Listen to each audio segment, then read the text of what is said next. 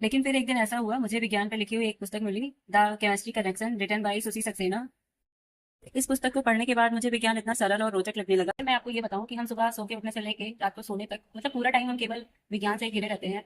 चाहे बेडरूम में हो, चाहे ऑफिस में हो, चाहे लिविंग रूम में हो, चाहे किचन में हो, यहाँ तक कि अगर हम मंदिर भी जाते हैं, घर से बाहर निकलते हैं, मार्केट जाते हैं, और हम लोग की जो सबसे फेवरेट जगह है हमारा मार्केट या फिर रेस्टोरेंट, वहां भी अगर जाते हैं तो वहां भी हमको विज्ञान, मतलब विज्ञान से जुड़ी हुई कोई ना कोई चीज देखने को ही मिलती है।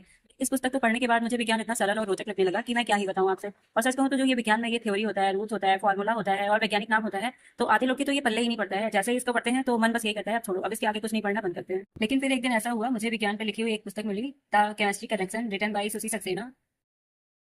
मैं अगर अपना अनुभव बताऊं तो मैं जब भी विज्ञान के बारे में सुनती थी तो मन में एक अजीब सा डर बैठ जाता था। राधे राधे, जय श्री राम। मैं दिव्यांजलि वर्मा, अयोध्या उत्तर प्रदेश से, श्री राम साहित्य सेवा संस्थान मंच की संस्थापिका। तो बुक पढ़ने का तो मुझे हमेशा से बहुत शौक रहा है, तो आज मैं आप लोग के लिए एक और बुक लेके आई हूँ। और आज की बुक तो बहुत ज़्यादा इंटरेस्टिंग है, क्योंकि ये हमें कुछ अलग ही बताएगी। आपने साइंस का नाम तो सुना ही होगा, जिसको सुनते ही अजीब सा मन डर में बैठ जाता है और लगता है कि कितना टफ है, कितना कठिन है, ये तो कुछ समझ में ही नहीं आएगा। पर अगर ये चीज़ ही एकदम आसान करके बताई जाए और अगर एकदम आसान भाषा में समझाई जाए तो हो सकता है कि साइंस यानी विज्ञान से आप सबको भी बहुत प्यार हो जाए। और इस पुस्तक को जिसने लिखा है सुसी सक्सेना जी ने, अगर उनके बारे में मैं बताऊं तो उन्हें तो मैं पर्सनली जानती हूँ। वो साइंस पे भी लिखती हैं, साहित्य में भी लिखती हैं, और अब तक तो उनकी बहुत सारी पुस्तकें भी आ चुकी हैं, जैसे मोदी जी पे और योगी जी पे।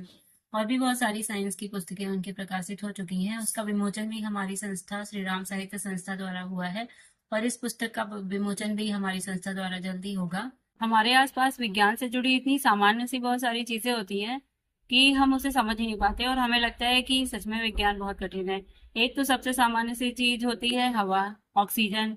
और दूसरी जो होती है उसे कह सकते हैं, दूसरा आप ऐसे जान सकते हैं, हम सभी को एक चीज जो सबसे ज्यादा पसंद है वो है गोल्ड और सिल्वर।